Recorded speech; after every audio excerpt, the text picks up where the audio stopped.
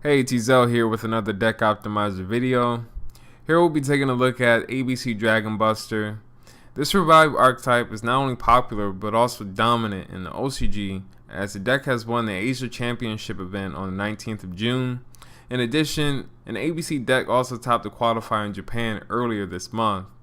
Along with taking a look at the deck and its combinations, we'll also see opening hand probabilities. So without further ado, let's jump in.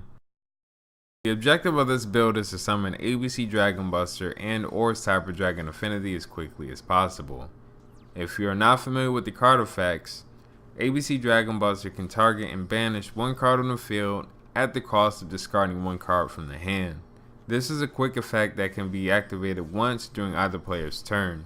Additionally, this monster can send itself to the graveyard to special summon its respective fusion material cards onto the field.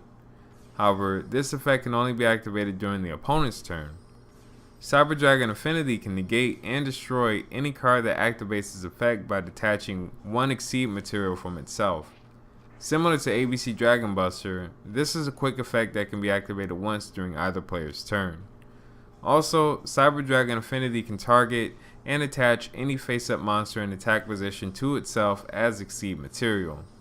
Finally, this monster's attack points are relative to the number of cards it has as Exceed material by 200 points each.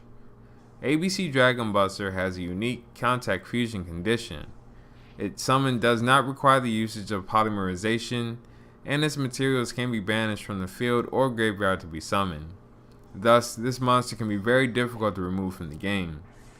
ABC Dragon Buster in tandem with Cyber Dragon Affinity will create somewhat of a soft lock, severely limiting the options available for the opponent. This deck also has access to a rank 4 toolbox as well as level 8 synchro monsters with the usage of torque tuned gear. Here's the output from the deck optimizer. With this build, we end up with a net of 0 cards. Statistically, this doesn't sound too great, but this is largely due to the pluses coming from the extra deck and not the main deck itself. When viewed this way, the fact that the main deck requires no investment for powerful monsters may seem unbalanced. As we can see here, this deck requires A Assault Core, B Buster Drake, C Crush Wyvern, Union Hanger, and Galaxy Soldier for each of the big plays to occur. Gold Gadget, Silver Gadget, and Transmodify are essential tech choices for consistency. Beneficial tech choices are Honest, Torque Tune Gear, and Effect Veiler. With that said, there are not many options available for siding out cards if we're focusing on the main deck.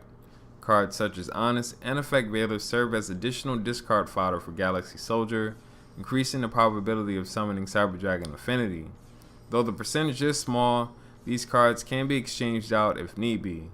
Much of the deck's flexibility comes in the form of the extra deck, but most of the cards here are just icing on the cake. ABC Buster Dragon and Cyber Dragon Affinity are strong enough on their own to win duels outright with little to no resistance. Here are some opening hand probabilities for the deck.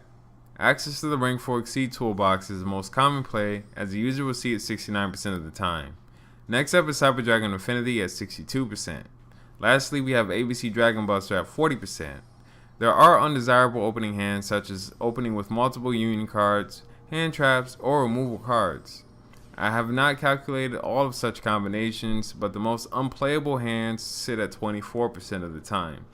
Since most of these probabilities are mutually inclusive, the deck's total probability of playable hands to non-playable hands sits at around 90% due to overlap, which is absolutely amazing.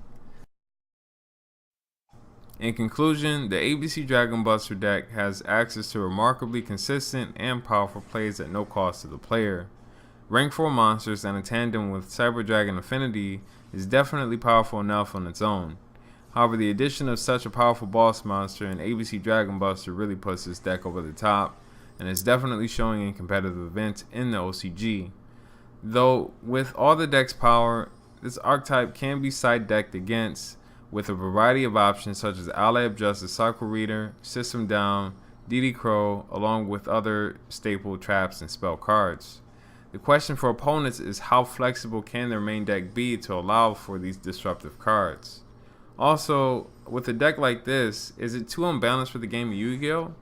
Only time will tell, but as usual, if you found this video to be useful and informative, please like, comment, and subscribe, and I'll see you all next time.